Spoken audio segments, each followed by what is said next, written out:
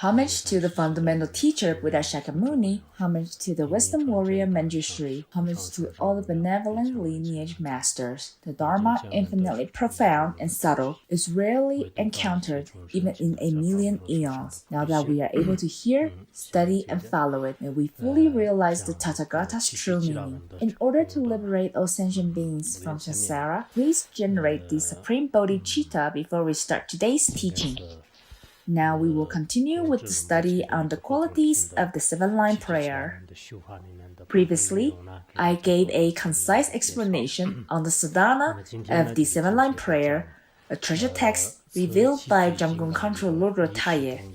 Today we will learn about the recorded history of the seven-line prayer. In many dharmas of great Tertons, there are a good number of explanations in history as well as its qualities, extraordinary power of blessing, and other aspects. How is it described here? The seven-line prayer is famous as the invocation used by the Vajra dakinis to invite Guru Rinpoche to their sacred feast. Moreover, once long ago, 500 non-Buddhist masters, experts in grammar and logic, met at the glorious monastery of Nalanda, intending to put an end to the Buddha Dharma. There were also 500 Buddhist panditas present. When the Buddhist scholars were losing the debate, all the panditas had the same dream that night. Actually, there are two versions regarding this event.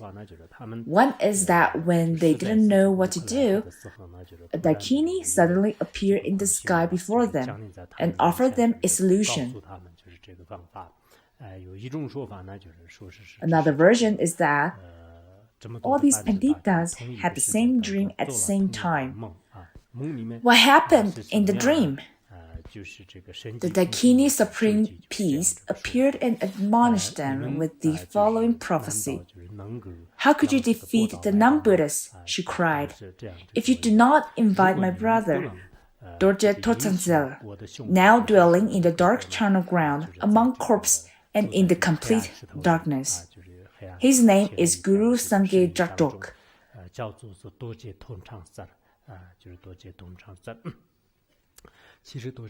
In fact, Guru Sangye Jakdok is one of the 8 manifestations of Guru Rinpoche.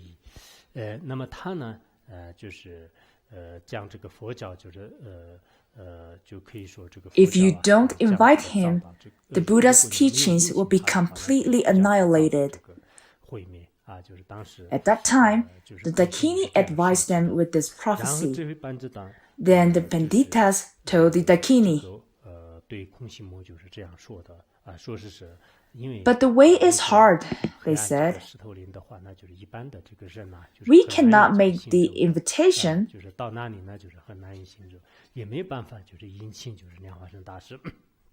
Go up to the roof of the temple, the Dakini said, and prepare great offering, burn incense, and play music. With great devotion, if all of you recite the 7-line prayer together, my brother, Padmasambhava, will come with support. Then she taught them how to recite the 7-line prayer.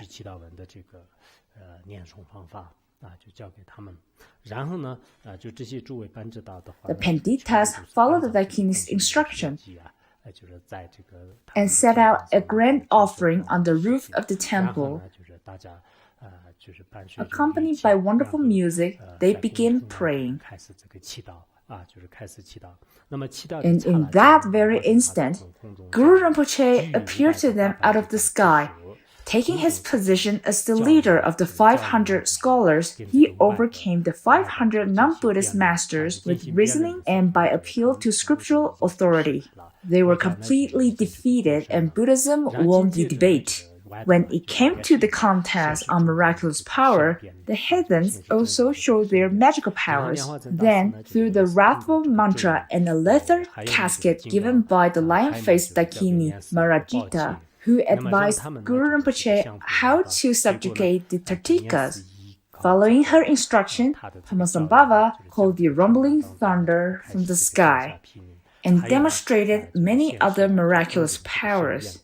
In some historical records, it is said that Padmasambhava gestured the subjugation mudra and pointed his vajra towards the heretics while reciting Hom Hom to them. At that moment, the Tartikas were defeated and all fell to the ground.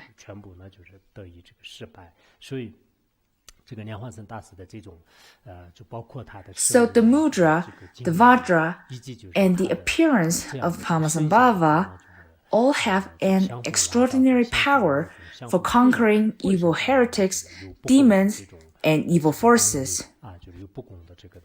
Lightning fell and all the non-Buddhists who had evil intentions were annihilated, while the rest were converted to the Buddha Dharma.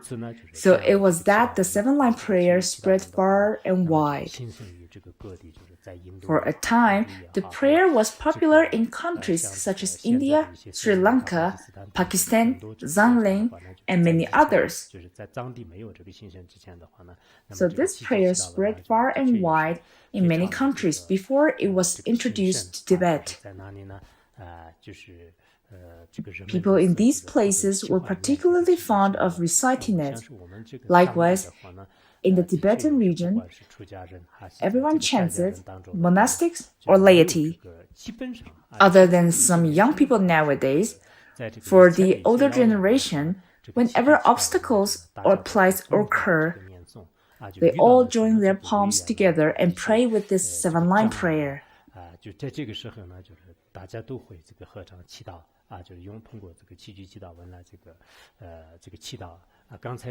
Many cases in history show us that we can always rely on this prayer when a challenge occurs in our life or Dharma practice. For instance, when I was preparing to be a monk, for quite a while, I was troubled by many obstacles and challenges. It seemed like I could not overcome these difficulties, so I focused on reciting this prayer for some time. Although I didn't know much about the meaning on a deeper level, however, from many elders and lamas, I learned that through entreating Guru Rinpoche with the seven-line prayer, all our wishes can be fulfilled. So I dedicated myself to praying for some time. Even today, when I think back, it seems that many problems at that time just disappeared magically.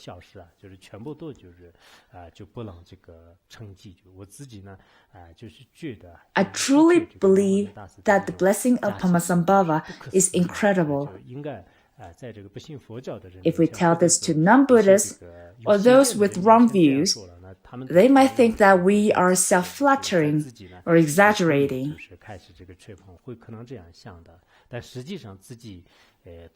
But indeed, through many years of practicing and praying, I do experience the power of Guru Rinpoche's great blessings. Therefore, Dharma friends, whenever you run into any obstacles in Dharma practices or have any mental distress, knowing that to pray to Guru Rinpoche is very important. Entreat Padmasambhava intensely, and you will definitely not be swayed by obstacles. Said Urgyen Tenzin Norbu, the author of the Shastra of Praising Precepts. His Holiness Jigme Phuntsok Rinpoche often used this quote. In fact, other than quoting the words, whenever hindrances befall on his retinues or the institute, he always prayed with devotion. Whether in the propagation of Buddha Dharma or personal practice, praying with conviction brings significant results in the age of degeneration. Many Dharma friends really want to become good practitioners. But without a powerful force behind us, lacking such a strong support, our expectation of becoming a good practitioner is rather unattainable. In a time like these, our spiritual path is like the sun, obscured by clouds.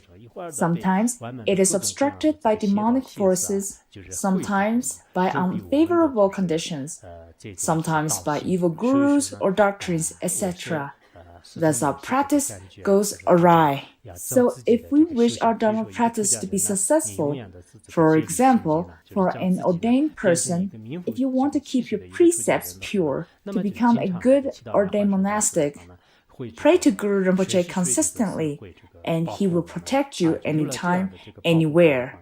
With such a protective shield, you can withstand all kinds of challenges.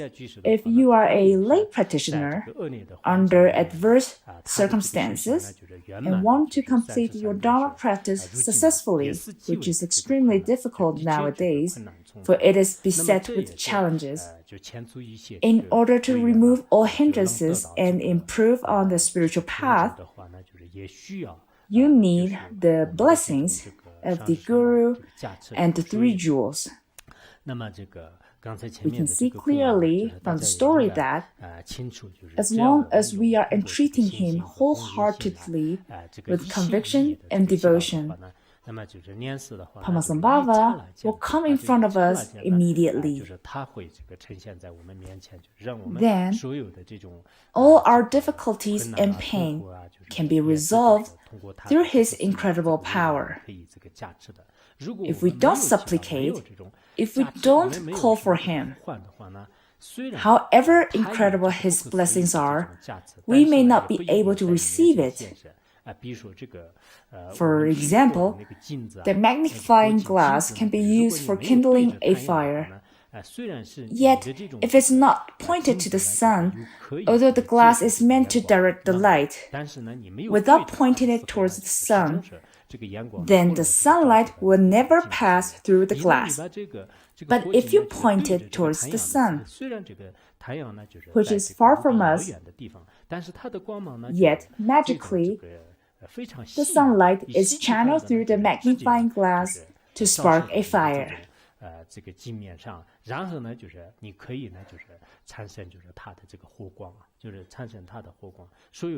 Therefore, to supplicate daily is very important.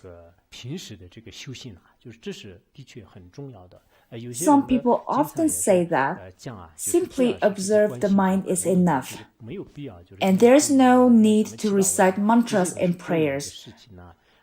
They think these are excessive. This might be true for a few individuals of keen capacities. As some sutras mention, there are very few who can accomplish everything just by abiding in the natural state. Yet, for most of us general people, we must apply prayers and mantra recitations. Then we can build a connection with Buddhas and Bodhisattvas. Nowadays, some lamas say that prayers and mantras are like the phone numbers. As we chant, we are making a phone call. To compare reciting mantras with making phone calls doesn't seem to make perfect sense, because when you make a phone call, the number you dial has changed. Then you won't be able to reach the person, but the names and prayers of Buddhas and Bodhisattvas will never change. It's not that only in the past Padmasambhava's number being the 7-line prayer, and now in the 21st century that the prayer is outdated and ineffective. So I think the analogy of making a phone call might not be that suitable, but in a way it works in terms of making a connection with another end. Anyway, speaking of the effect of mantra recitation, normally our minds become more peaceful when reciting. We wouldn't be irritated or be taken by anger while reciting mantras. It's unlikely to happen. Generating strong greediness while reciting mantras wouldn't happen either. So generally speaking, we notice that Dharma practitioners, when they are doing their daily practices, no matter how they behave at other times, at least during their chanting, their state of mind is relatively pure. A few improper thoughts might flash through from time to time, but even so, by reciting mantras, their minds are at peace. In history, there were many Buddhist masters who recited hundreds of millions of mantras throughout their entire life. Therefore, in their daily life, these great masters were not bothered by the petty matters of the mundane world. They wholeheartedly consider the recitation of mantras as a very important activity. Naturally, for most of the time, their minds remain very serene and pure. Also, in our daily lives, we can see that those who often recite mantras will experience fewer afflictive emotions. So we must know that this prayer of Padmasambhava is extremely beneficial. When in later times, Guru Rinpoche came to Tibet and established the Buddha's teachings here, he gave this prayer to the king and his subjects, who had the karmic fortune to receive it, like King Trisongditsen, Vajrayana, and so on. He was mindful, too, of the generations to come, so much so that there is not a single Dharma or hidden Dharma treasure in which the seven-line prayer is not present. There is a book called The 100 Kirtans, or Garland of Beryl. I'm not sure if there is a Chinese version, but their biographies have been translated into English and compiled into a very thick volume. If there is no Chinese version, I think in the future it is necessary to give an introduction to the Dharma tradition, which is a very special practice in Tibetan Buddhism. I mentioned a while ago that in the sutras, these practices also exist in a very brief and implicit manner. Yet it is widely spread through the teachings of Padmasambhava, which can be seen in the extraordinary treasure texts revealed by Kirtans. I think we'll get to know more about them later. Generally speaking, in the Tibetan region, there are many dharmas. In every one of them, there are uncommon sadhanas based on, in different ways, of chanting the seven-line prayer, as well as life events of Padmasambhava. In fact, there are many biographies of Padmasambhava. Some masters said that there are more than 4,900 different biographies. Kirtans illustrated various stories of Guru Rinpoche and practices of the seven-line prayer. Nowadays, there are also various instructions on Guru Yoga, and to this very day, this prayer is a great treasure of authentic blessings and accomplishments. Until now, truly, the blessings have always been incredible.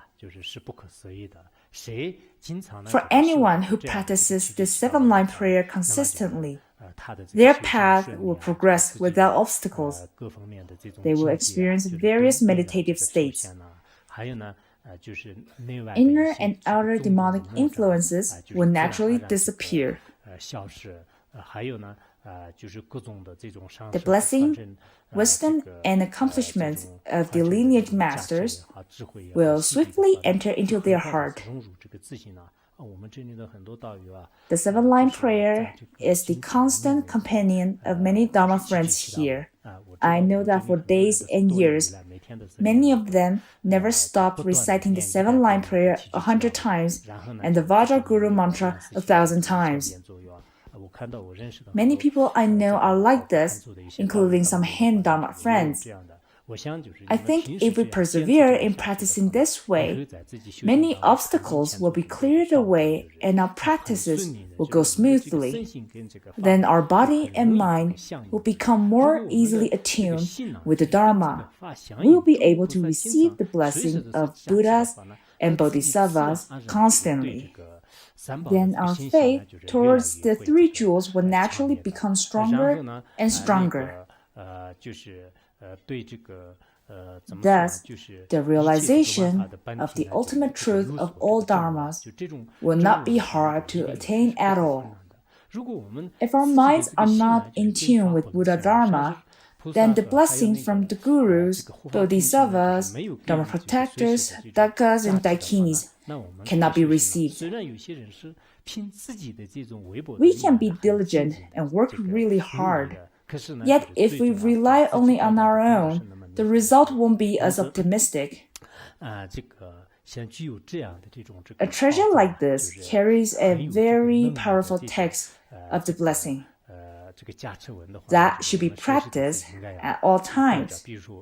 For example, a person who is seriously ill will carry an effective medicine with him all the time. Every one of us has our own troubles and challenges. We know this very well. There are many people who complain, "Oh, I have loads of negative emotions and obstacles. Why can't I practice well all the time? Look at my fellow friends. They wake up so early in the morning and recite volume after volume of text. Yet look at me, I'm either sick or suffer from grave afflictions." In fact, these challenges may be caused by influences that we cannot see with our naked eyes, which might be the non-human or the evil spirits. Therefore, in such situations, it's very important that we recite a very powerful mantra or prayer.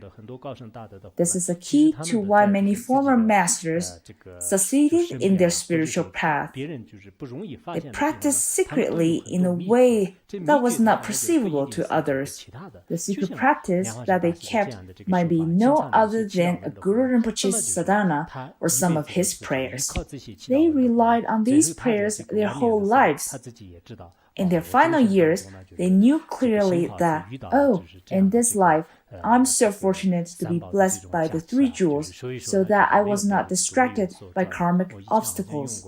I think I have mentioned it before in Mipham Rinpoche's Song of Happiness. He said that, although we live in a dark age, we are very fortunate to have encountered the teachings of Guru Rinpoche. So no matter what happens, we are blessed with happiness day and night. Despite the fact that we are born in the age of degeneration, a time of darkness, where evil spirits and demonic forces prevail. We are so lucky to have encountered true Dharma, the authentic Dharma without any deceptions, let alone the teaching endowed with the incredible blessing of Padmasambhava. I sincerely feel from the bottom of my heart that in a chaotic era like now, it is a true privilege to have met such a wonderful teacher and excellent teachings. This is the fruition of my accumulated merit over eons. Such thoughts come to me quite often, and I believe you probably have the same feeling. Now, I will give you a concise explanation of the meaning of the seven-line prayer. In brief, this prayer may be expounded on three levels. Outwardly, this literal sense is explained. I plan to give a complete commentary on this first part. Inwardly, the hidden meaning of the Vajra words is unraveled according to the teachings of the path of liberation and the path of skillful means. Regarding the second level, this requires the preliminary practice and empowerment. Although I have already translated this part, we will skip it for this time. Finally, an explanation is given of how this prayer is implemented on the path. So the whole text is divided into three sections. The third section is the practice of the Guru Yoga of Padmasambhava, which I also plan to teach this time. So I will skip the second section and talk about the first and the last section. First of all, the outer explanation of the literal meaning of the prayer. Here's the 7-line prayer.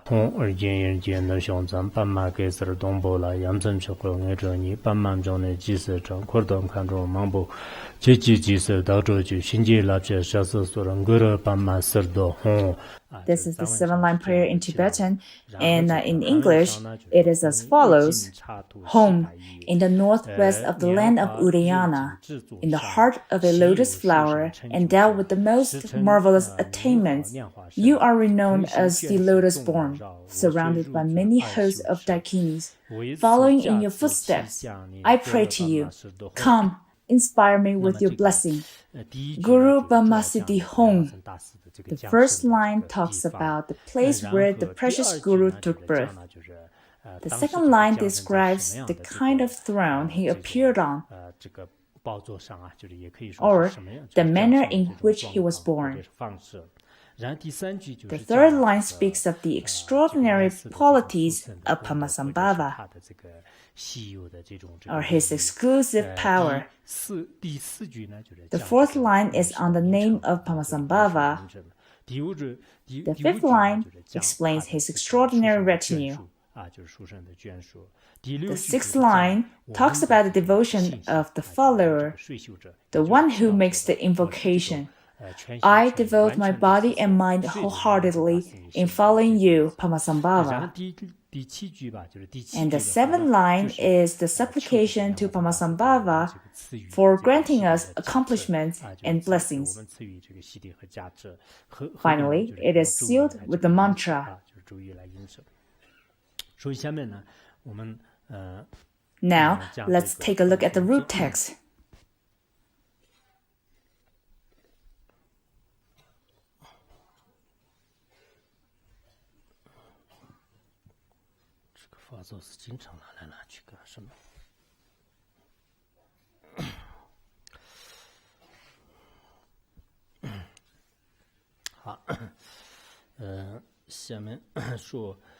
I, the master of Vajrayana, the embodiment of all the Buddhas of the 3 times, am indivisible from Samantabhadra, the self-arisen primordial Dharmakaya, who from the very beginning is utterly liberated. Firstly, working Padmasambhava in the primordial expanse is no different from Samantabhadra. Within the Dharmakaya expanse, I am naturally and spontaneously present as the Sambhogakaya in 5 lineages. First is the Dharmakaya, then the Sambhogakaya, the body of enjoyment with the 5 certainties, and the natural radiance of the Sambhogakaya manifests as the inconceivable display of the Nirmanakaya. So Dharmakaya, Sambhogakaya, and Nirmanakaya, this is the sphere of Buddhas and of no one else. He possesses Dharmakaya, Sambhogakaya, and the various displays of Nirmanakaya. Or he has a high state of realization and a vast activity of benefiting beings. These are only the realm of Buddhas and not of ordinary beings. However, when talking about Padmasambhava in front of ordinary beings, he appears nothing more than a yogi, an extraordinary human being. But in reality, his true existence is by no means to be fathomed by ordinary people. He is indivisible from Amitabha or Avalokiteshvara. Before, I quoted the Vajra words from a short biography of Padmasambhava. Amitabha, the Buddha of infinite light from the Pure Land. Avalokiteshvara, the protector from Potaklaka. Padmasambhava of Dharmakosha. Externally, they manifest in 3 different forms. In reality, they are indivisible. In other words, Amitabha of the land of bliss, Avalokiteshvara of Potaklaka, and Padmasambhava of Dharmakosha. Although they appear as 3, one is Amitabha, one is Avalokiteshvara, and one is Padmasambhava, and it seems they are different. But in reality, there is no difference among them. Also, there is another verse from the short biography of Padmasambhava. that is just as what Mipa Rinpoche describes here, where the three kayas are indivisible. King Samatambhadra of the primordial expanse, Vajradhara of Aknanishta, Buddha Shakyamuni of Bodhagaya is no different from me, Padmasambhava.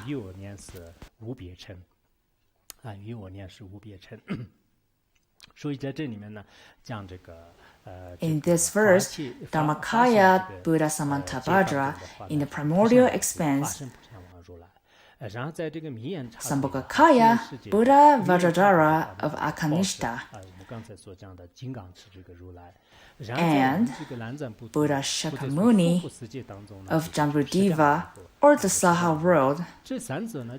These three are no different from Padmasambhava. These two lines are taken from Sangye Limpa's short biography of Padmasambhava. In fact, in the Tibetan area, there are many biographies of Guru Rinpoche, such as Chorin Dorje's short biography, Sangye Limpa's short biography, and Rikya Limpa's short biography. My mistake. The two quotations I gave are from Rikya Limpa's. He is one of the 100 great Teutons who uncover more than 20 treasure texts. As recorded in history, he is an extraordinary master. When I was little, I copied these great biographies by hand, and I still have them now. I used to recite the texts of the biography by Chorin Dorje while I was herding yaks so I could memorize it. As for Rikya Limpa's short biography, I cannot recite the whole text, but I can remember clearly much of the content.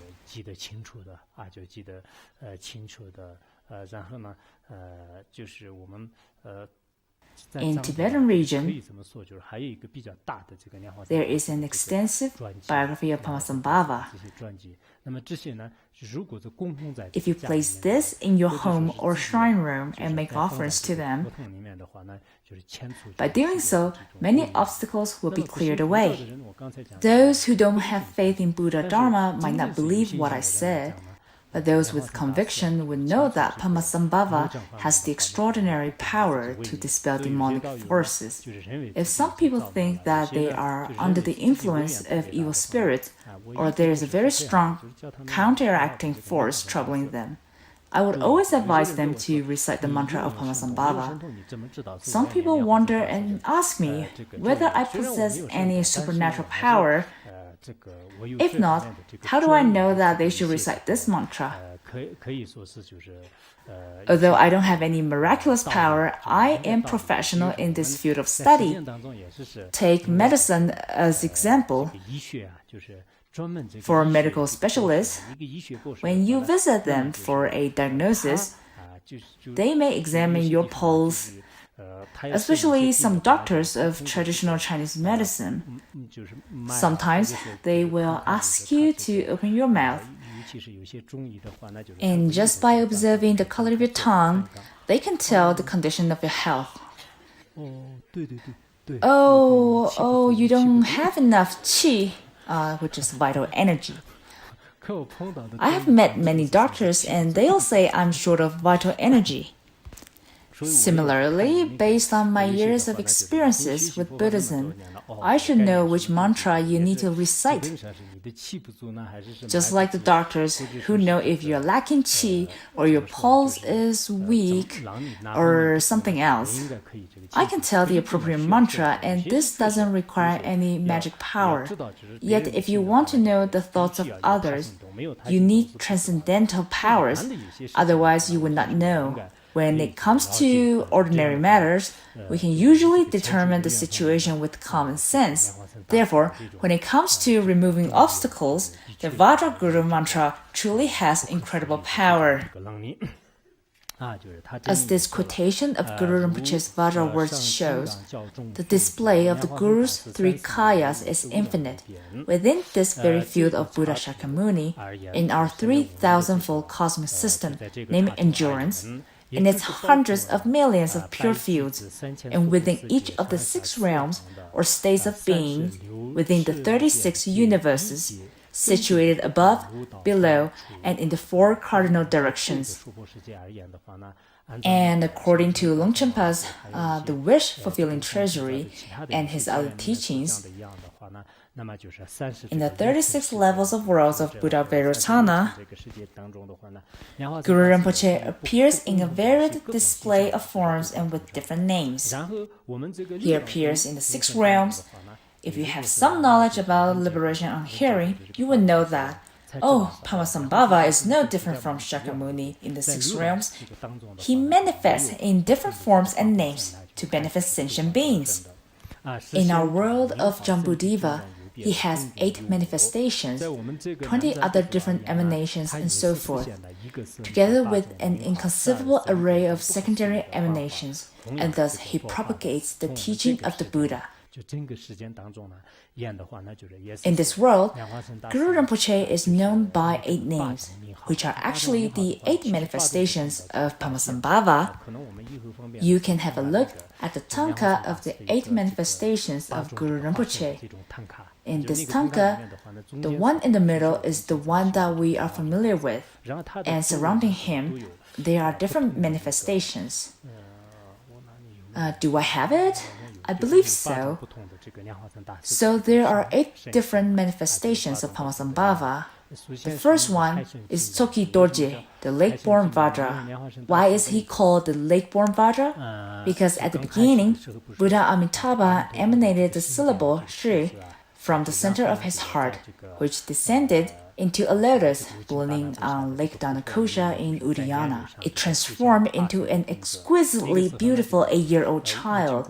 At that time, the king of Udayana, Indrabhuti, emptied his treasury by performing generosity to those in need. Besides, he had no heir to succeed the kingship, so he set out on a voyage to Lake Danakosha in search for a wish-fulfilling jewel. As he returned with the jewel, his minister, Krishnada, found this amazing child.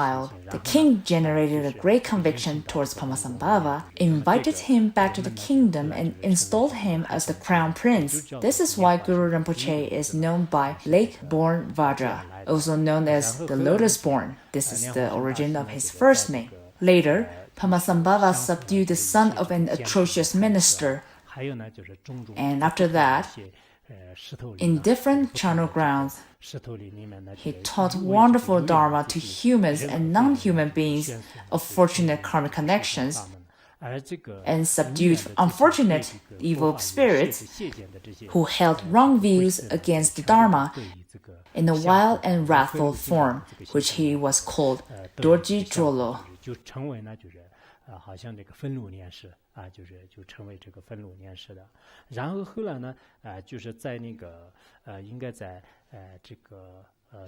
At the Vajra seat in Bodhgaya, India, Padmasambhava said to people, "I am the self-manifested Buddha." Many people slandered him, but in order to guide these beings to liberation,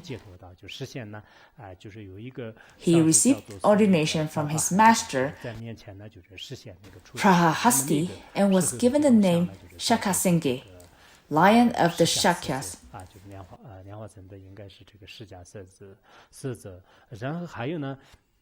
Padmasambhava received teachings of sutra and mantra from many gurus,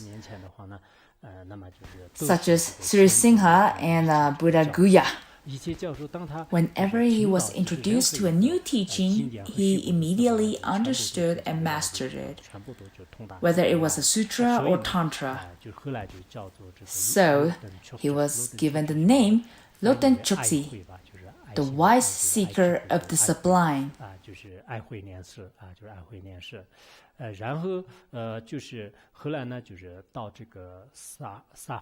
In Zahor, he displayed various magical transformations. At that time, the king of Zahor did not acknowledge any signs of his accomplishments. The king and his ministers piled up firewood outside. They put Padmasambhava on top of the pyre so to burn him alive. Guru Rinpoche displayed all kinds of miracles. He transformed the pyre into a lake and was found sitting cool and fresh on the lotus blossom in the middle of the lake. So this place was transformed into the lake, the Rewalsar Lake, Tsobemma.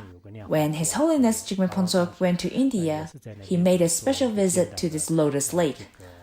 By the lake, he composed the lament recalling the great guru of Vajrayana. Later, Padmasambhava was known as Pema Tritsinsa, the powerful lotus born with a garland of skulls. The reason for the name being that Padmasambhava adorned his body with skulls. In order to inspire faith in the king of Vajrayana,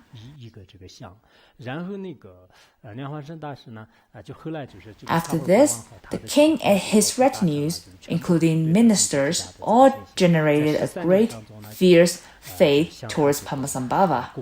Later, for 13 years, Padmasambhava stayed and taught in Vajrayana. In homage to Guru Rinpoche, the king offered his entire kingdom, starting from his fine garments and 5 royal robes, as well as many other precious attires. The hat that the king offered is called the lotus, which liberates on sight. Then Padmasambhava was known as Pema Gyalpo, the lotus-born king. Later, he went to the charnel ground of Kulatsukpa, meaning perfected in body, and practiced yogic disciplines. There, he tamed the demonic spirits and gave them sublime Dharma teachings. And he showed many magical displays with the rays of the sun. Padmasambhava was then known as Nima Oze, rays of the sun.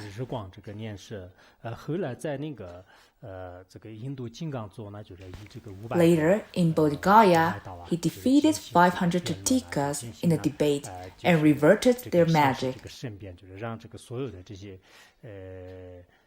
All the non-Buddhists surrendered. He was then known as Senge Jakdruk, the lion's roar. And how many do we have now? 8 already? Alright. Probably there's still one missing. I'll see if I can find the tanka of the 8 manifestations. Padmasambhava is surrounded by his 8 manifestations. For example, Sange Jakdruk, the lion's roar, Dorji Drolo, the wild wrath of Vajra, which is like how Guru Rinpoche manifested in a terrifying wrathful form, riding a tigress to Paro Taktsang in Bhutan. Also, every form that Guru Rinpoche presented had its own specific prayer. In the Dharma of the prayer in 7 chapters, you can find relevant descriptions of the 8 manifestations of Padmasambhava. The stories that I just shared are mainly based on a Dharma of Guru Rinpoche's short biography. Perhaps there are some minor differences compared with the depiction of other Tirthans. Regarding the image and life stories of Padmasambhava, the illustrations of every Tirthan are slightly different. At the present time, he appears in 3 forms, in the upper, middle, and lower stories of the Palace of Lotus Light, on the copper-colored mountain in the heart of the land of Chamara. Now, Padmasambhava has left for the continent of Rakshas. There is a glorious copper-colored mountain in the continent of Rakshas, where the Lotus Palace or the Lotus Light Pure Land is situated. Regarding the Lotus Light Pure Land, or as we usually say, the copper-colored palace, many monasteries are now building replicas of the copper-colored palace.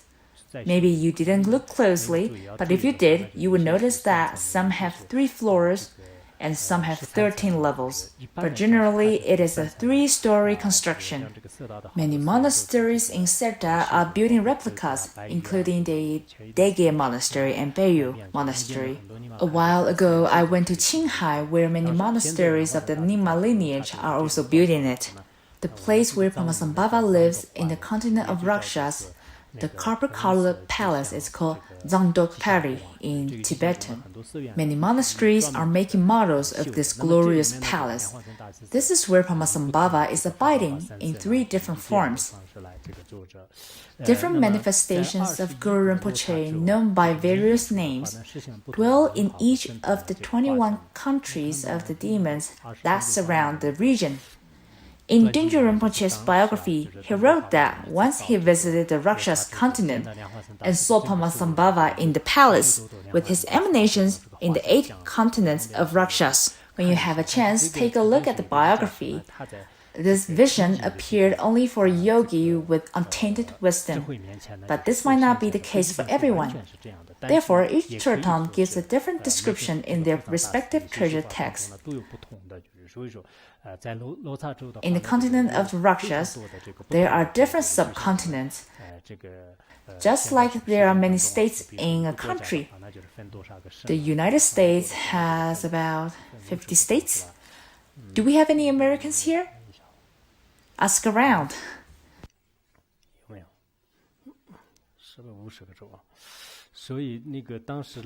Similarly, the continent of Rakshas has numerous subcontinents, and Padmasambhava benefit them with various means and manifestations.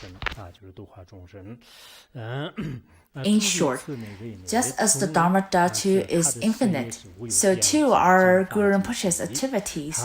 He appeared also during the lifetimes of the Buddha of past ages, and it is said that in our present age, the dispensation of Buddha Shakyamuni, most of the learned and accomplished beings in India and other places were and are his emanations.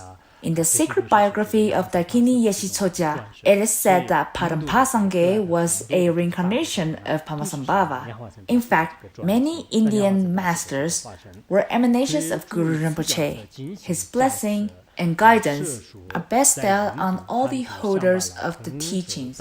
In India, China, Shambhala, Indonesia, and other realms, his manifestations work strenuously for the benefit of the doctrine and of beings. There are many emanations of Padmasambhava in India, China, Shambhala, Indonesia, and the continent of Raksha, and so on. There he manifests in different forms to benefit sentient beings, sometimes as human beings, sometimes as animals, even in the form of buildings and many other different objects. Some people regard Padmasambhava as nothing more than an ordinary layperson. They criticize his teachings arbitrarily and think his views do not comply with Dharma. When these people talk about their views, apart from being amused, we have no interest in making any comments. It's like in Chinese Buddhism. If certain individuals said how reasonable it is to recite the name of Buddha Amitabha, or how chant Buddhism doesn't make sense, those who understand Buddhism would know the problem lies within the individual. So there is no need to reply. Because of language and cultural differences, some people, especially those from the mainland area, remain ignorant of Tibetan Buddhism. They know little about the accomplishments of Padmasambhava, his endowments of Dharmakaya, Sambhogakaya, and Manakaya, his dissemination of Dharma, and the benefits he brings to sentient beings. In Buddhist countries such as India, China, and the Tibetan region, as a result, various wrong views arose easily in their minds. We can't treat Padmasambhava merely as a yogi with long hair, which is ridiculous and terrible. This time, it is very necessary to learn more about Vajrayana Buddhism. Vajrayana is truly profound. Its teachings bring incredible benefits to the entire humanity and the whole world. Indeed, the power and blessing of Padmasambhava are marvelous. Nowadays, its influence touches not only the Tibetan region. Look at how many countries and regions have benefited from Tibetan Buddhism. A wise person will know. Nowadays, with such a powerful light of blessing, the darkness of our age cannot be dispelled. So we should know that Buddhas and Bodhisattvas have various manifestations. We should never criticize with our conceptual thoughts. Hence, in Tibet, Guru Rinpoche set his feet in every region, blessing all the land, whether in Utsan, Amdo, and Kham, in all places. Take areas around Utsan, for example. There are 25 main sacred sites that were blessed by Padmasambhava. Likewise, in Amdo and Kham, there are also 25 blessed places. Not only in these sacred places, Padmasambhava has set his foot on every part of the Tibetan region and blessed them through his magical power in many forms. This is the reason why these places has never been occupied by Tritikas through periods of history. Therefore, having the blessing from great masters is crucial. For instance, some monasteries that have been graced by masters of the past are totally different from other places. But things are changing now. For example, if a celebrity visits a hospital, then this hospital will hang the picture of this person forever to show off. Whether this visit brings any true benefit or not, we do not know. A hospital is a place to treat people for diseases and bring benefits to the patients. When celebrities who sing well visit the hospital, are their songs beneficial to the recovery of the patient? We are not sure. Only fame to the hospital. I visited some hospitals and they show me photos. Look at this celebrity. This actor, the politician, they all came to our place. They proudly displayed photos of all the famous people who visited. Well, Padmasambhava graced many places, but back then there was no photography. But the image of Guru Rinpoche can be found all over the Tibetan region. I hope that in Dharma centers, on your altars, or even in cars, you can hang an image of Padmasambhava, which will bring you a great blessing. Some people say, my guru is the great one. They put pictures of their gurus in the car. Their lamas might be great, but anyhow, Padmasambhava is the essence of all gurus. I think images of Buddhas and Bodhisattvas, like Shakyamuni, Padmasambhava, and so forth, can bring you a greater blessing. I am strongly in favor of hanging up images of Padmasambhava. Sometimes I see some Dharma friends hanging an image of Padmasambhava in their cars, and I genuinely feel that they would definitely receive the powerful blessing from Guru Rinpoche. Other times, I see people hanging photos of some called gurus, or even my picture. I'm not just saying this. I really think that, oh dear, this person must be confused. What's the use of hanging my picture? It's not going to be much helpful. But the image of Buddhas and Bodhisattvas would definitely bestow virtues upon us. Therefore, I hope that you will learn to discern. In terms of studying Buddha Dharma, you owe a great deal to your Dharma teachers, and you should be very grateful towards them. According to some Buddhist texts, gurus are the manifestations of Buddhas. By means of extensive scriptural references and reasonings, the theory that the guru is equivalent to Buddha is valid. In order to be truly convinced, lots of debates are necessary, which will usually take a long period of time. And sometimes you may find that your gurus act beyond your comprehension. You might question your teacher, how can the Buddha do such things? But none of the above arguments would dispute the authenticity of Buddha or Padmasambhava. So, hanging pictures of Buddhas in your car, on your altar, or to wear it as a protection, I think will be a very good idea. He hid many profound Dharma treasures and prophesied their subsequent discovery in different ages. He has placed the gods and spirits under Vajra oath. The time for the Dharma treasures to be uncovered and the people who will reveal them. Once uncovered, the manner in which they would be applied, for instance, with instructions about how to use them, all of the information was prophesied explicitly. During the process, the demonic forces and upholders of the wrong views who create hindrances were taken care of. All these were very clearly stated. He made promises for the future, saying that as long as the Buddha Dharma remains, his emanations will protect the land and people of Tibet. He has entrusted the country to the protection of the 12 Dharma goddesses.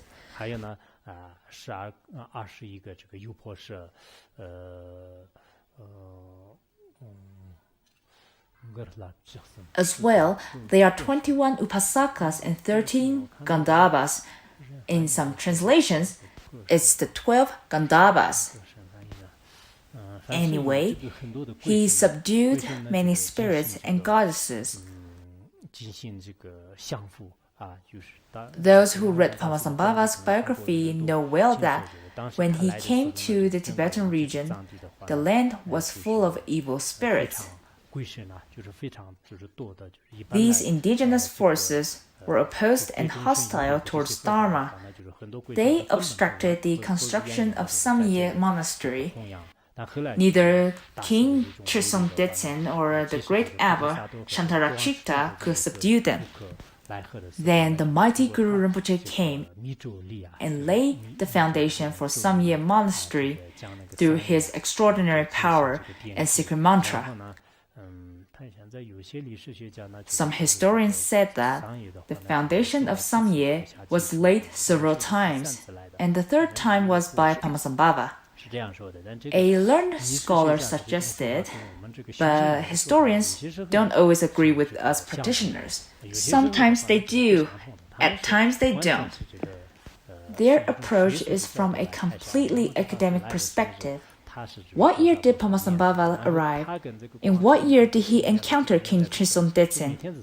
Their research is confined to exploring these kinds of questions. But we should focus on letting the blessing of Guru Rinpoche's body, speech, and mind to dissolve into our mind stream.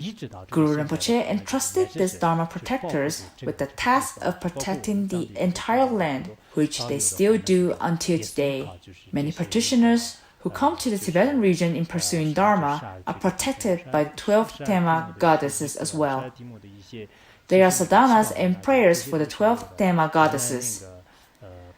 During the Cultural Revolution, His Holiness Jigme Phuntsol Rinpoche composed a specific prayer for them, which says, 12 Dharma goddesses, do you remember the promise you made in front of Guru Rinpoche?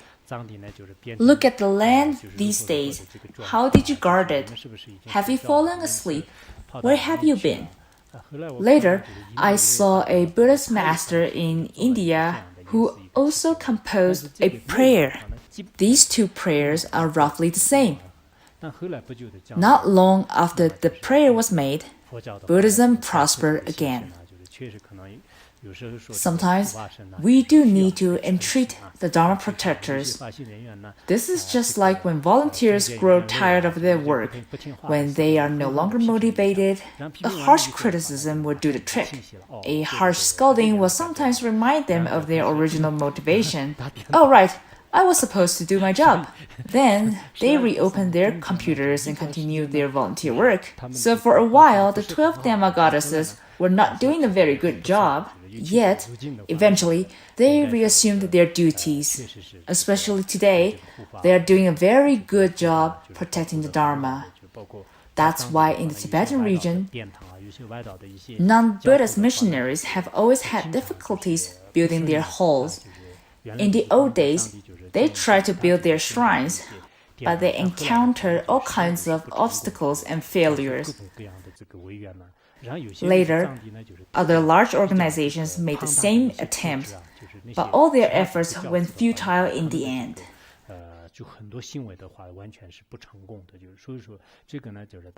This has been very obvious so far.